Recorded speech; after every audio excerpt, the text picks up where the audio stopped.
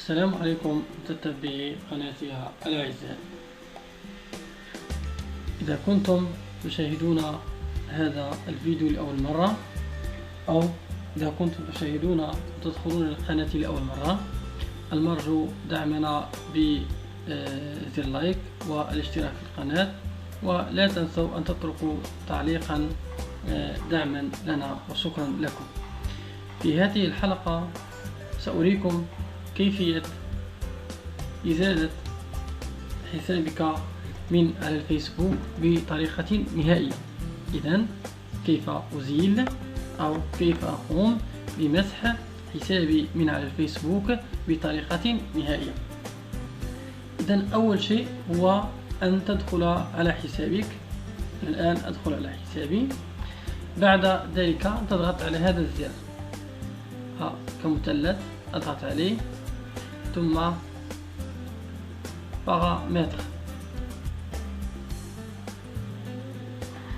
بعد ذلك أضغط على vos informations Facebook. بعد ذلك désactivation suppression، أضغط عليها. تنبثق هذه الشاشة. الحالة الأولى ديزاكتيفي لو كونت، هو أنا غير كان ديزاكتيفي واحد المدة. ديزاكتيفيتين يور أكونت كان بي تومبوراري، يعني كيكون مؤقت. نحن إذا أردنا أن نقوم بإلغاء هذا الحساب نهائيا، نقوم بتفعيل الحالة الثانية supprimer définitivement le compte. بعد ذلك أضغط على poursuivre la suppression du compte. جيد. تنبثق هذه النافذة الأخرى pour garder messenger désactivez plutôt votre compte.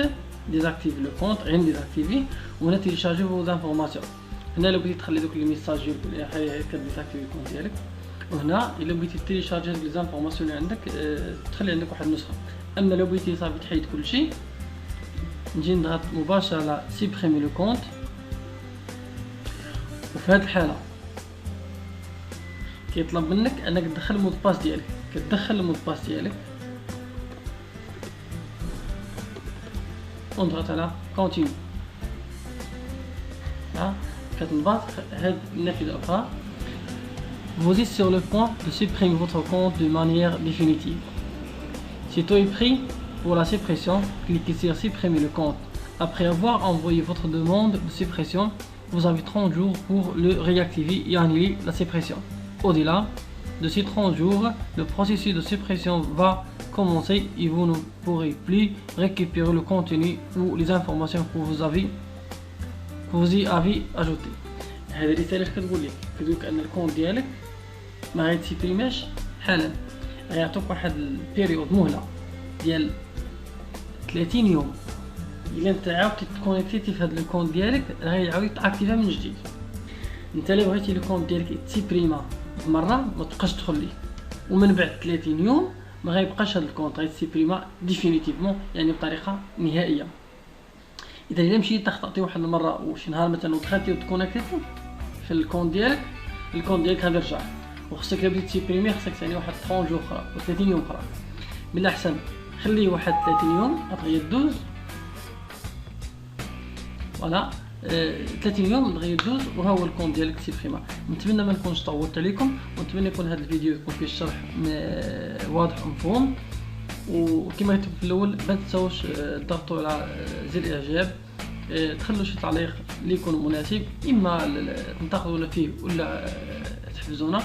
وما تنساوش كذلك الاشتراك في القناة لدعمنا لكي نعطي المزيد. اذا نضغط على سيبريمي الكونت.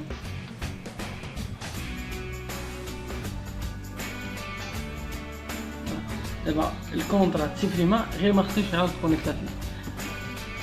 Si vous vous connectez à Facebook dans les 30 prochains jours, vous aurez la possibilité d'annuler la suppression.